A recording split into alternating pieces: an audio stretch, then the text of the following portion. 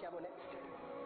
مطلب یہ کہنا کہ اتنی شان و شوکت کی کنگھی کرنے کے لیے بھی غلام رکھے جاتے ہیں، اتنی شان و شوکت. جی ہاں، تو فرعون اپنی بیٹی کو کنگھی کرنے کے لیے غلام کو رکھا ہوا تھا.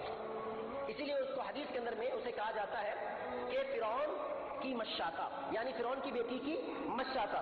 مسلم احمد کی روایت ہے، طبرانی نے اسے اپنے صحیح طبرانی نقل کیا ہے، ابن حبان نے اپنے صحیح ابن حبان نے اسے نقل کیا ہے. حدیث کے الفاظ ہیں کہ ایک بار فرعون کی بیٹی کی مشاطہ اس کی بیٹی کو کنگھی کر رہی تھی کہ کنگھی ہاتھ سے چھوٹ کے نیچے گر جاتا ہے. کنگھی نیچے گر گیا. اس مشاطہ نے، اس کنگھی کرنے والی اس غلام عورت نے اس کنگھی کو بسم اللہ کر کے اٹھایا. وہ بیٹی سوال کرتی ہے، فرعون کی بیٹی، کہ کیا میرا باپ اللہ نہیں ہے؟ کہا نہیں. تیرا باپ خدا نہیں ہے؟ معلوم ہونا چاہیے فرعون نے خدائی دعویٰ کیا تھا کہ میں خدا ہوں. کہا نہیں، تیرا باپ خدا نہیں ہے. کہا میں اس کی خبر میں اپنے باپ کو دوں گی. کہا دے دو. تو اس بیٹی نے فاخبرت ہوں، اپنے باپ کو خبر دے دی. اس کے بعد نے اسے بلایا اور کہا کہ کیا میں خدا نہیں؟ کہا نہیں. کہا پھر کون؟ کہا میرا اور تیرا اور سب کا خدا اللہ رب العالمین. کہا اچھا میں خدا نہیں؟ کہا نہیں. پھر اس نے حکم دیا. دیکھیں میرے بھائیو اور دوستو، حدیث کے الفاظ ہیں، عبداللہ بن عباس حدیث کے راوی کہتے ہیں لما كانت الليلة التي أسريت بي فيها أتت علي رائحة طيبة فقلت يا جبريل ما هذه الرائحة الطيبة. اللہ کے نبی جب معراج ہوا تو آپ معراج پہ گئے تو آپ نے ایک بڑی پیاری خوشبو محسوس کی، بڑی پیاری خوشبو.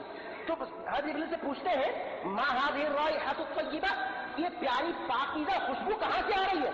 فقال، حضرت جبریل کہتے ہیں هذه رائحة ماشطة ابنتي فرعون وأولادها، کہ یہ خوشبو فرعون کی بیٹی کی مشاطہ اس کے بیٹے کی خوشبو ہے.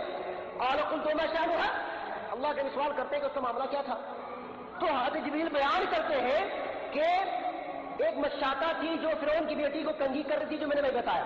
جب معاملہ فرعون کے پاس پہنچا، فرعون نے یہ کہا کہ اپنے ایلچی کو حکم دیا کہ پیتل کی گائے، جی ہاں زندگی گائے نہیں، ہاں پیتل کا بنا ہوا گائے آگ پہ چڑھایا جائے، اس میں تیل ڈال کے خوب کھولایا جائے. جب تیل کھول گیا تو کہا اس کے بچوں کو ایک ایک کر کے اس تیل میں ڈال دو، ایک ایک بچے کو اس تیل میں ڈال دو. ایسا ہی کیا گیا. ماں کے سامنے ماں کا کلیجہ کتنا نازک ہوتا ہے، کتنا معصوم ہوتا ہے. اس کے نونہالوں کو، اس کے معصوم بچوں کو، جس بچے کو اس ماں نے اپنے سینے سے لگا کے کھینچا تھا، پروان چڑھایا تھا، وہ بچے جس کے خاطر ماں نے کئی ارمان سنجوئے تھے، کتنے ارمان دیکھے تھے، کتنے خواب دیکھے تھے، ان بچوں کو ماں کے سامنے اس جلتی ہوئی کڑاہی کے اندر میں ڈال دیا گیا. اور ایک بچہ گود میں تھا، گود میں بچہ تھا. اس بچے کو جب چھیننے کی باری آئی، ماں کا کلیجہ پھٹ گیا، ماں کی آنکھوں میں آنسو آ گئے کہ اللہ یہ سارے بچے تو جل گئے، اب یہ آخری بچہ جو میرے گود میں ہے، دودھ پیتا بچہ. چھوٹے بچے سے ماں کو بڑا پیار ہوتا ہے، بڑی محبت ہوتی ہے، بڑی الفت ہوتی ہے. وہ چھوٹا سا بچہ ماں کے سینے سے لگا ہوا ہے، دشمن اس کو چھین رہے ہیں، ماں تردد کرتی ہے کہ اس چھوٹے سے بچے کو تو چھوڑ دو. ماں تڑپ جاتی ہے کہ میرے بچے کو میرے آنکھوں کے سامنے اس کڑاہی میں ڈالا جائے گا.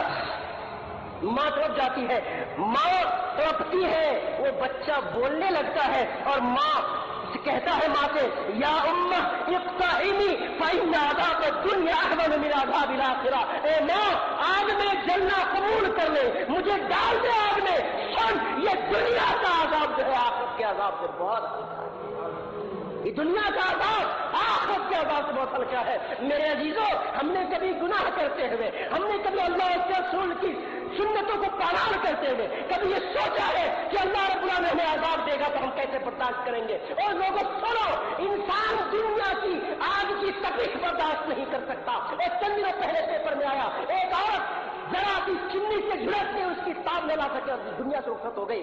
लोगों, दुनिया की आग बर्दाश्त नहीं कर सकते। वो आग जिसे अपने कायनात ने अपने हाथों से जलाया है, उस आग को कैसे बर्दाश्त कर सकते हो? और कभी आग की गर्मी महसूस करनी हो, आग अपने हाथों में चिंगारी लेकर के देखो। और कभी आग की तमाकत को महसूस करना हो, कभी आग से खेल के देखो, पता चल जाएगा। और दुनिया की आग तुम्हारे जिस्मों को जला के खाक कर देती है, और दुनिया की आग तुम्हारी हड्डियों को राख बना देती है। वो अल्लाह रब्बुल आलमीन की जलाई हुई आग जब उसमें तुम्हें डाला जाएगा, जब तुम्हें उसकी ईंधन में झोंका जाएगा, मेरे दिलों बर्दाश्त कैसे करोगे? अल्लाह के वास्ते खुदारा अल्लाह की नाफरमानी करने से बाज आ जाओ, खुदारा रसूल की नाफरमानी करने से बाज आ जाओ, खुदारा अपने आप को अल्लाह के रसूल के रास्ते पर लगा लो।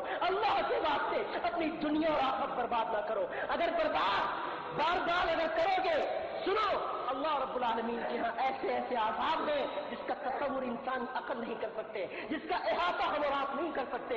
मेरे अजीजों, याद रखिए वो कैसे लोग थे, ईमान की खातिर, इस्लाम की खातिर जलना गवारा है, अपने मौसूम नौनिहालों की कुर्बानी देना गवारा है। मगर हमें क्या हो गया है? हमें क्या हो गया है? हम अपने मासूम अपने बच्चों को आगे ले जाने के लिए, अपने बच्चों को अच्छी तालीम दिलाने के लिए हम हलाल और हराम की तमीज भूल जाते हैं। अपने बच्चों की शादियों के अंदर में हम सुन्नत रसूलुल्लाह को पामाल कर देते हैं। हम अपनी खुशी के लिए, अपने जज्बात की खुशी के लिए हम अल्लाह और उसके रसूल की तालीमात को पैरों तले रोना शुरू कर देते हैं, उसका जनाजा निकालते हैं, उसकी खाल खींच लेते हैं।